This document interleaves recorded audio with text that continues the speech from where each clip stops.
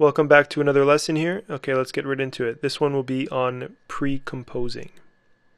Precomposing is when you have a composition inside another composition, or a sequence inside a sequence.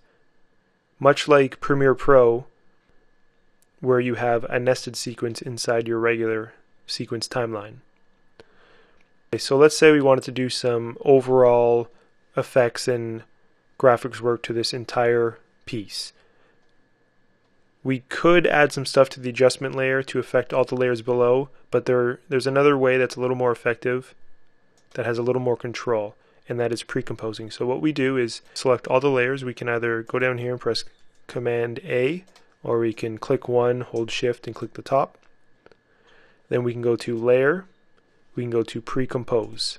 Okay, so what we have here is a panel with a few different options. Up at the top we can name our precomp.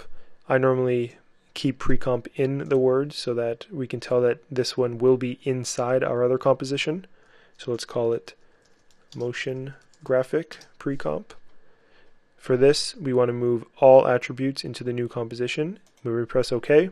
So we can see down here that we have a composition inside our comp1 composition. Okay, so now let's name comp1.